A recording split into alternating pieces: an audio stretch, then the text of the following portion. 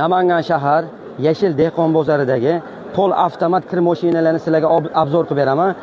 Narxlarini, ishlashini hammasini ko'rsatib beraman. Videoni o'tkazib o'raman, e'tibor berib turinglar.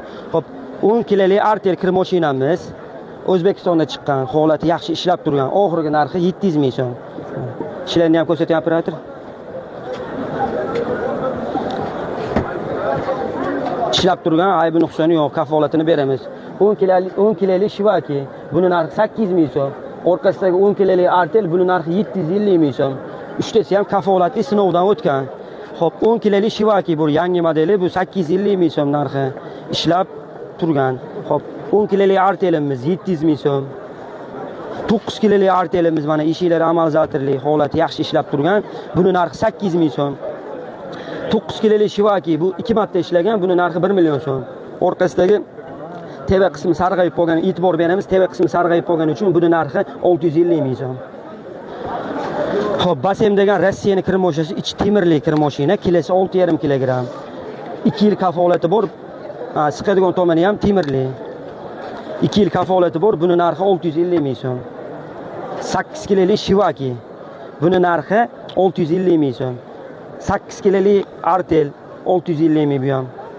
Mana o'zimizdan chiqqan Premierlar bilan narxi 700 ming so'mdan.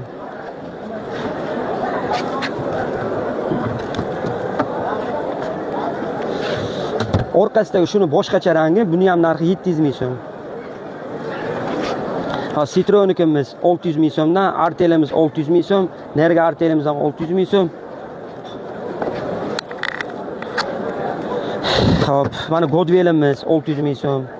Bularning kilosi 7 kilolik. Shivakimiz, mana orqasidagi Shivakimiz 600 ming so'm. Buni kilosi 6 kilolik. Avangard, o'zi ko'pchilik ayollar ham biladi, Avangard desa, buni narxi 600 ming so'm. Artellarimiz Optimdan tanlab olish 500 ming so'mdan uchtasi.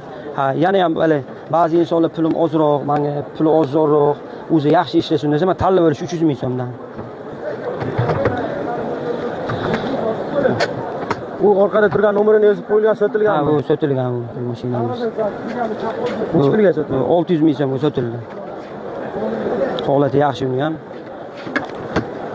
Xo'p, kir mashinlarimiz shu narxda. Kimda mal aliga tushunmagan narsani bo'lsa, savollaringiz bo'lsa, nomer yozib qo'yamiz, telefon qilib aloqa chiqaverasizlar. Like bosib qo'yish esdan chiqmasin.